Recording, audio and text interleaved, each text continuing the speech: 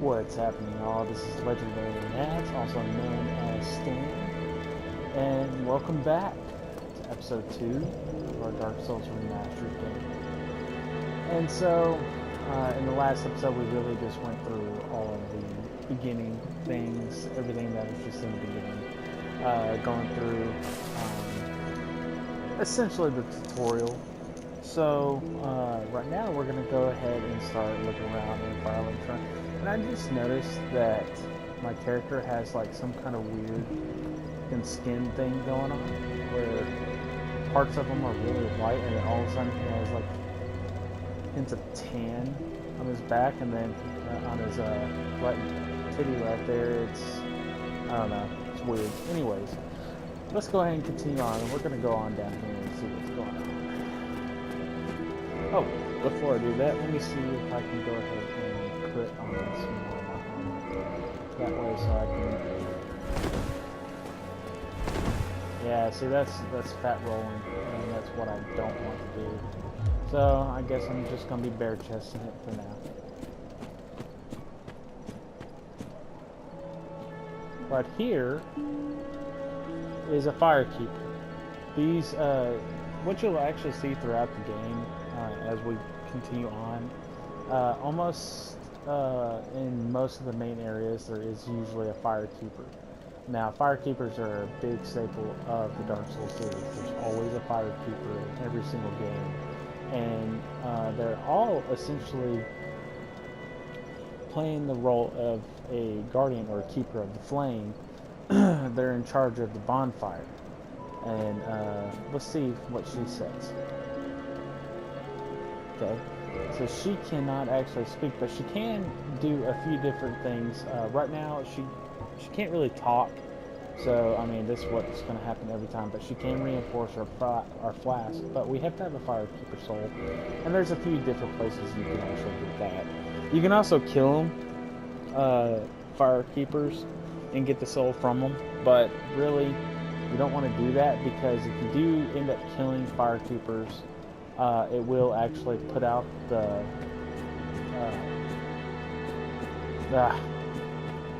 I just said it. The bonfire. It will actually put out the bonfire, and meaning you won't be able to utilize this right here. So we want to make sure that we always try to keep it alive. So let's continue on looking around.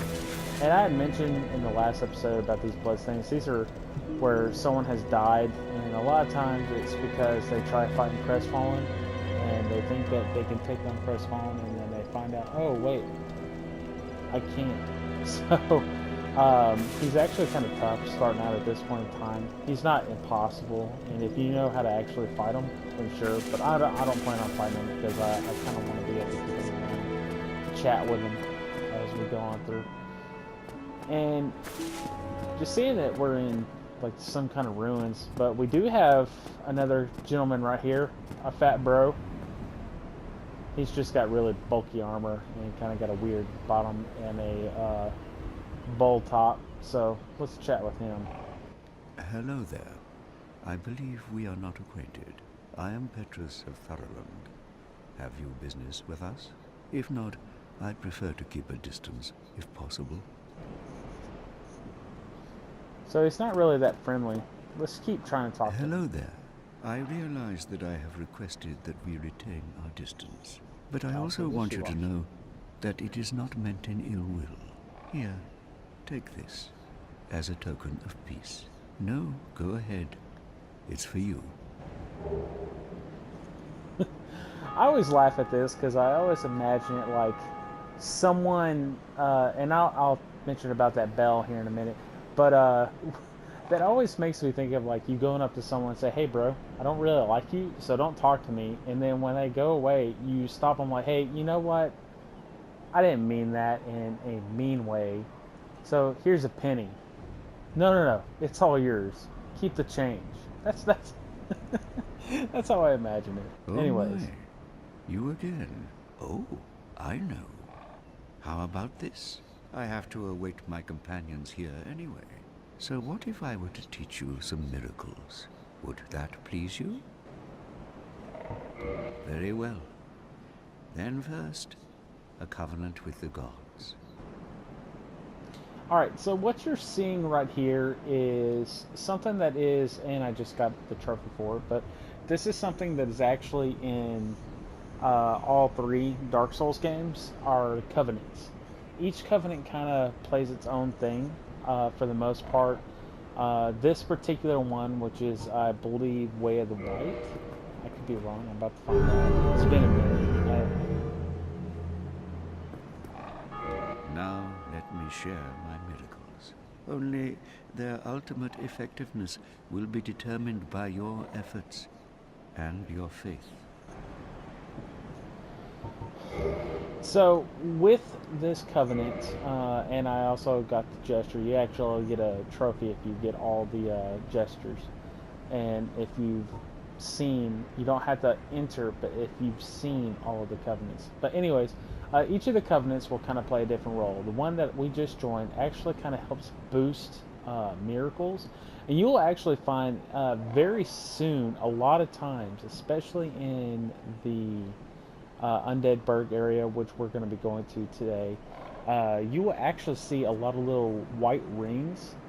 It's one of the reasons why it's called Way of the White, is that these white rings will kind of be in random places, and if you use a miracle in those spots, it will actually increase them.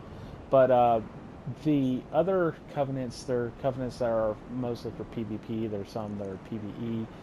The most famous one is, of course, the Sunbros. Everyone tends to have joined a Sunbro covenant at some point in time. It's my favorite covenant, but that's mainly because I like the lore behind it. But we're gonna try and get into all the covenants in this playthrough. So, but yeah, he also is your first merchant to actually be able to buy miracles. So if you go in here, you'll see that he has only about 5 of them, but that's really all you need starting out.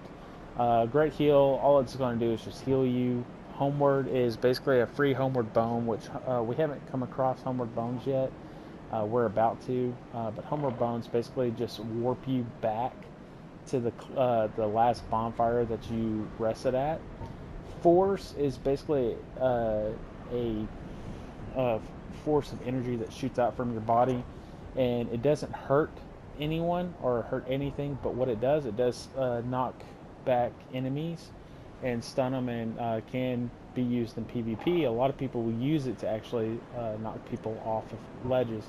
Seek Guidance is basically kind of like it.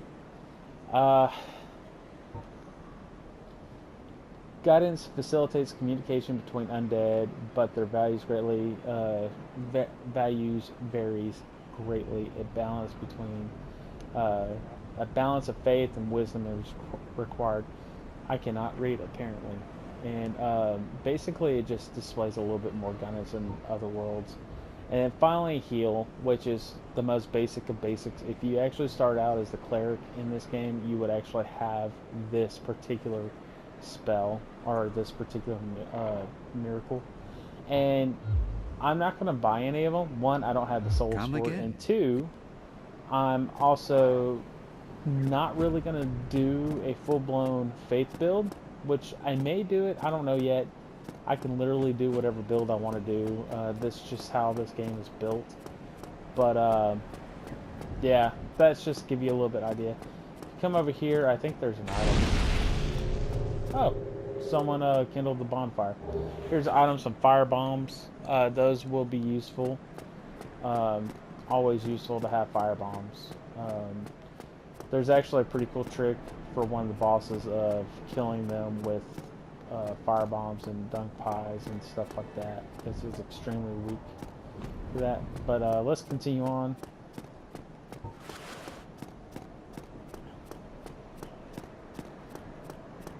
Another item right over here. That bell, I actually do need to talk about that. That bell is actually one of the bells that is mentioned from the last episode when we were talking Crestfallen. He mentioned 2 bells. That one bell is the bell in the Undead Church. When you play online and you have, and a lot of people, since this is a remaster, a lot of people are playing the game. But anytime that you actually play online and someone actually beats the boss in that area and they ring the bell, all online players who are nearby will actually hear the bell ring. Let's jump right down here.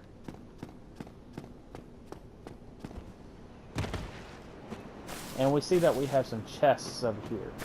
Now, something right now, just to go ahead and mention it, if this is your first time ever playing this game, be mindful of chests. Now, these chests are not dangerous. I can go ahead and let you know that now.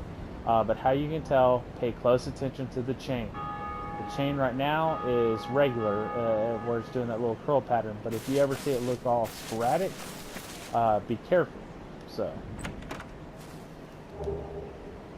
correct red eye orbs are used for invading. So they actually put these in here for two purposes. One, a lore purpose, kind of give you an idea not to really trust the old Petrus up there, and also for people who want to go ahead and start invading others and start trolling. And we have a Morning Star, which does bleed damage. This weapon is actually pretty good starting out. With the Talisman as well. Talismans are what you use to use miracles. And then, what's this? Homeward Bones. These are what I was talking about. They give you a free warp back to your last saves, or last bonfire that you rested at. And then this right here is Lloyd Talismans. What that does is that makes it to where it is impossible for your opponent to heal if you hit them or around the area that they are at. They cannot drink Estus Flask. So we're going to just run because I don't feel like dealing with a bunch of skeletons right now. If you stay in that area, skeletons will try to come after you, and I don't, like I said, I don't really want to deal with them. So, and to just kind of reset the area, I'm just going to come right on over here.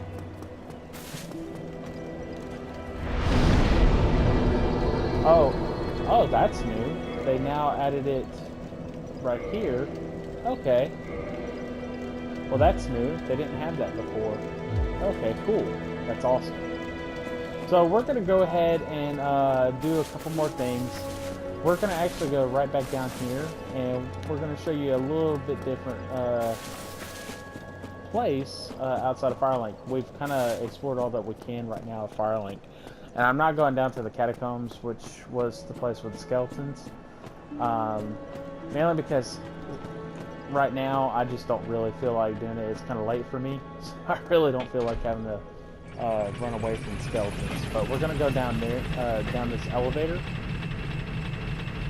This elevator is going to lead us down to a new area. I'm not going to send it up because I'm not planning on staying here forever. So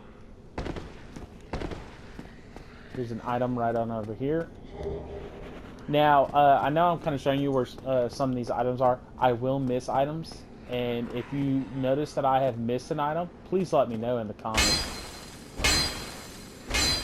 Wow.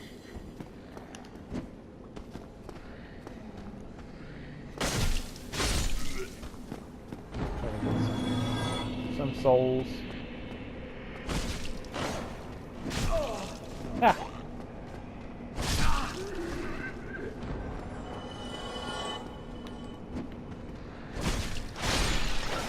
I'm trying to remember the fighting in this game, like all the action prompts. I will be honest, I have not played this game in such a long time. I've been playing Monster Hunter World, and been trying to do some other things in the process of moving, in the process of trying to get my wife back in this area, so I haven't been playing as much games. But we found us a new NPC. Let's talk to him. Well, this is unusual. You haven't lost your head. And more importantly, you're free. How on earth? Well, I shouldn't pry. I'm Rickett of Vinheim. I was once an established smith, guys. Look at me now. Can you believe it? Now, Bandai is actually kind of an important place. You'll actually hear about it quite a few times throughout the playthrough, but we'll kind of expand out a little bit more about it as we continue talking and learning more from other NPCs. What is it? Have you? Oh no. Don't worry. I've no intention of escape. It's safe here. Can't bear the thought of going hollow out there. Although, I must admit, not much to occupy myself. How about this? I could forge your weapons, albeit with rather minimal tools. I'll show you what made me the best inventor. Alright, so he is kind of your first smith that you come across. Rickett is actually a pretty interesting character. He's actually a not just a smith or blacksmith, but he's actually a sorcerer as well. And if you go into purchase items, you can purchase your first 2 sorceries. Now, if you choose the mage class, essentially, or the sorcerer, you will start out with the soul arrow, and heavy soul arrow is just a stronger version of soul arrow. And then you can also buy a catalyst from him, which is also pretty good starting out in the game. And then he can also reinforce your weapons very early on, which is not a bad thing. Right now we don't have any Titanite shards to be able to upgrade any of our weapons, but it's good to know that you can actually come right on down here right at the very get-go to be able to do that. And he can reinforce your weapons, modify your weapons, which we don't have that ability right now. You have to give him a specific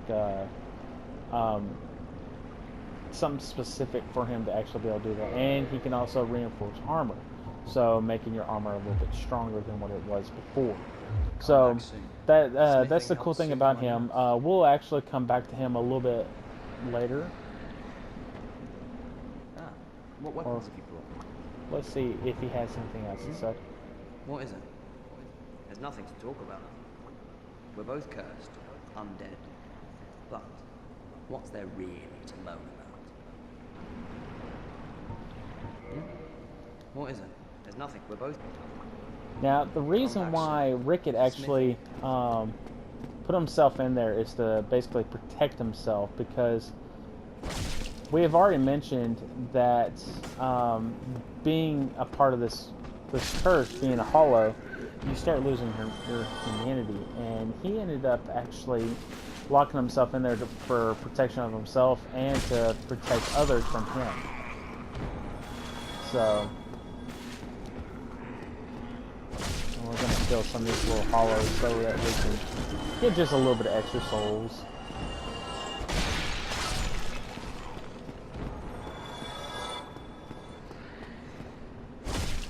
I'm trying to remember how to backstab.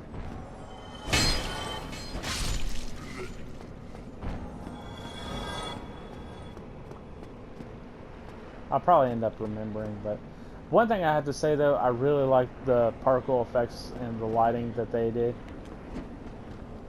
It does make things look so much better compared to what it used to look like.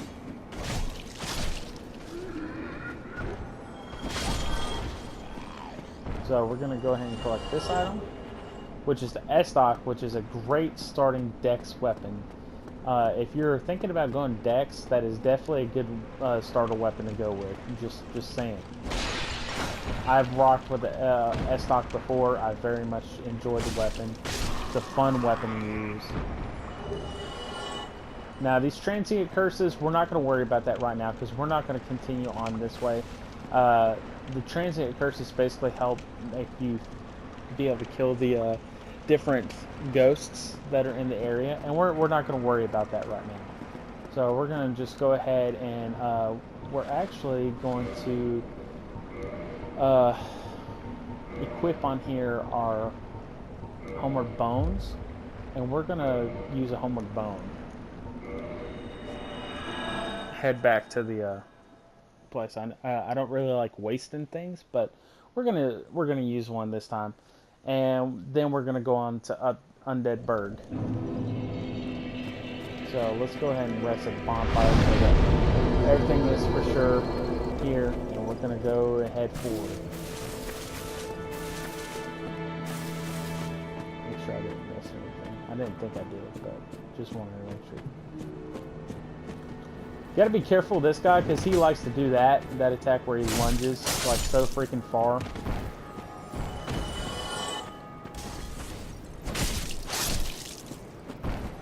Come on.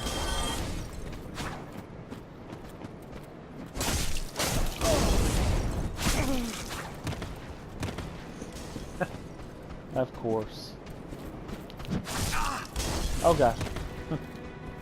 Screwing up. Gotta be careful of the guy out there. He'll screw you over with those fire bombs.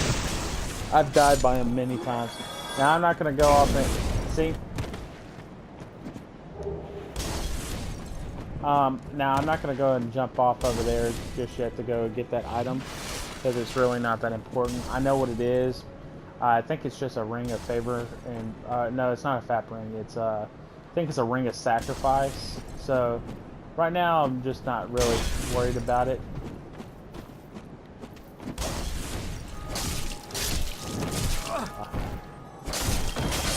Alright, so there's that one, and we want this guy. Come on, guys.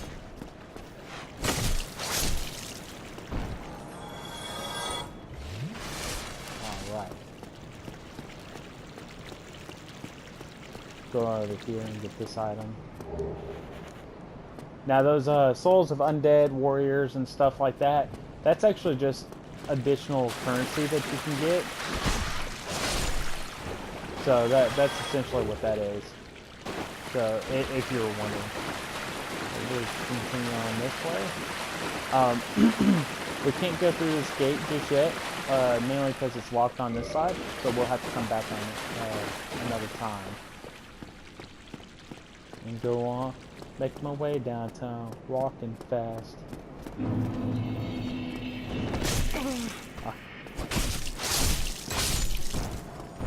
Okay, so now if you're wondering how I jumped, you have to double tap circle so that you can jump. Their jumping mechanic is ridiculous. They do make it better in later games, but right now it's just pretty crappy. Let me go ahead and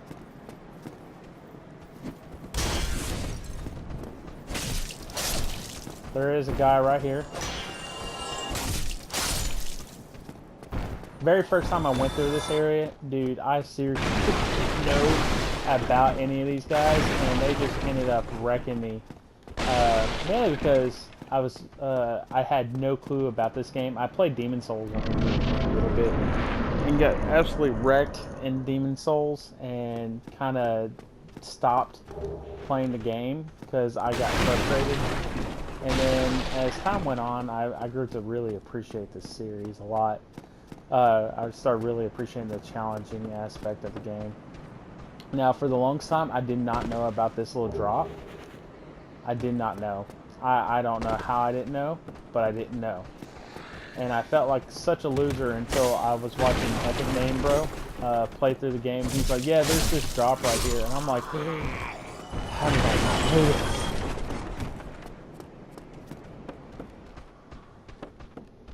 So, and then if you see right here, you can actually do that and knock off some of these guys to help yourself out from getting absolutely wrecked like I'm getting.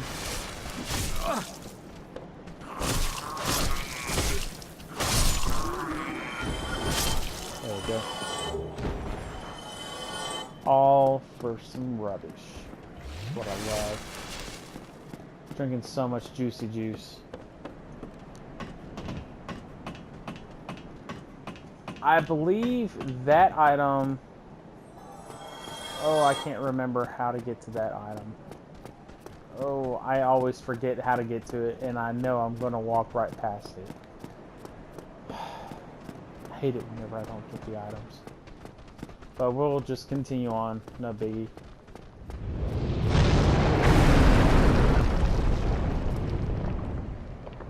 Yeah, the first time I ever saw that, dude, I was like, oh no, that's so crazy.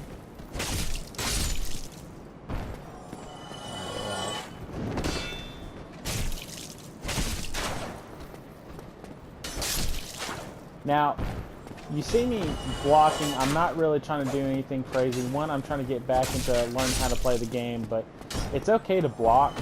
I know some people will say, oh, only noobs block or anything like that, but it's really okay to block, especially if you've never played the game or if you It's been a while since you've played the game. For me personally, it's been a while since I've actually played this game. So I don't remember a lot of like the things that are going on. And so my reaction times are just really, really bad. So I'm having to actually block to help protect myself. Now, with these guys who are blocking, you can do that. How to do that, you just hit forward and R1 at the same time, and you can knock your shield out, and that way so you can open them up. Now, some enemies you can't do that too. If they have like great shields, you won't be able to do that with, but for the most part, you can do that with most enemies. This guy's going to jump out. Oh, well, I was kind of expecting a little... Oh, man, I cannot remember how to backstab. I feel like such a loser. You're a loser! Alright, let's talk to this very strange guy who's petting a bucket. Well now, you seem to have your wits about you, hmm? Then you are a welcome customer. I trade for souls. Everything's for sale. Alright, so this is the first true merchant that you come across in the game. He has some interesting things, like repair powder. This is to help repair your weapons and your armor. Now, the good thing is, in this game, weapon degradation does not happen nearly as fast as it does in Dark Souls 3, and definitely not in Dark Souls 2. Dark Souls 2 is unreal. So you can, you really only need to use this like if you're using specific weapons like special attacks, because that will bring down the degradation down quite a bit. Throwing knives are basically just a projectile. Sometimes I think there's a specific kind that actually causes bleed in this game. Fire bombs, we already know that. We've already went over Lloyd talismans. Dried fingers can actually, if I remember correctly, they allow you to summon a third phantom, which, as it says right here, but it also makes it to where a second dark spirit can actually come into your world, because they've made it to where now you can have up to 6 players inside of a single world. So you have the host along with 3 summons, and then you have 2 invaders. So that is the cool thing, and it's really cool that they added it into this game and made it to where you can have more people to come join in the fun or come wreck you, either way. And then the Org Guidance Stone, this is basically for you to write messages. So you see those 3 lines, orange lines are on the ground, that's how you do it. The Resonance Key is going to be something that we're going to want to purchase, and the Bottomless Box is going to be also something that we're going to want to purchase. And then the Repair Box, this makes it to where you can actually repair your weapons somewhat at the Bonfire. Bottomless Box just allows you to manage your inventory at the Bonfire, and then this will actually be used for another time. So we're going to go ahead and purchase this because it's important. And then he has some weapons that you can actually buy. Now, I will go ahead and let you know now, daggers are really good, especially for high crit damage. Short swords are, I don't really deal with them. I don't know if many people do. Scimitars are pretty good. They do slight bleed damage, if I remember correctly. And they have a unique fighting style. Rapiers are really good. They actually cause a lot of crit, and they're a very fast weapon. It's a really good dex weapon, especially if you want to pick this up. It's a really good weapon. Hand axe is okay. Club, a lot of people will use clubs inside, especially when they're doing like speed runs or anything like that. Clubs are pretty good. So is the reinforced club, especially the reinforced club. It's actually better. Spear is good. Starting out, if you want to have something that gives you a little bit of distance. Short bow is going to be something that is important because you're going to need a bow, especially if you want to kind of get a decent weapon. Though I don't particularly like it that much, but there is a weapon that you can get, and using a bow is very makes it pretty easy unless you know how to do an exploit. So, and then he has a few shields. The small leather shield and the buckler are definitely good shields to have. They actually make increase your parry window so that you can parry enemies much easier. Then he has all the bows and bolts, arrows and bolts. And then he has the chain armor, which is not a bad armor.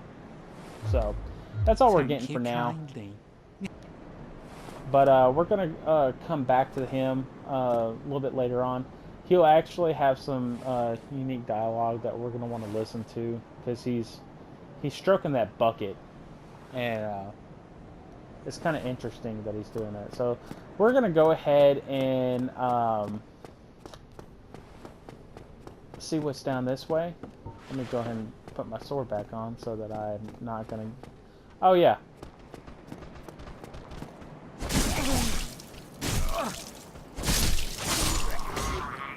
I forgot there was a gangbang going on over here.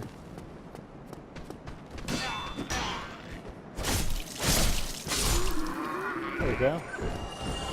It's always good to have a shield. I don't usually hide behind them, but me trying to relearn this game, I'm definitely going to do it from time to time. Alright, so here is an item right here. Some throw knives, which are actually quite useful to have. And then this brings us right back out to where we were just at. This kind of hints at the connectivity that I was basically just saying earlier. How this game just all kind of works together and is all together. Open up this and you'll actually... there it is. You'll get a shield right here. It's not a great shield, but it will do in a pinch if you don't have a shield in general. So... over here is going to be our next bonfire. So we're going to go ahead and end things off right over here. And I know we're kind of moving slow. The next couple, like the first couple of episodes are going to be kind of slow. And I apologize about that. But, you know, don't worry. We will start getting into some meat and potatoes a little bit later on. It should actually be maybe not the next episode, but the episode after that, we should start seeing a little bit more meat potatoes. So thank you guys for coming, and yeah, I'll see you next time. Cheers.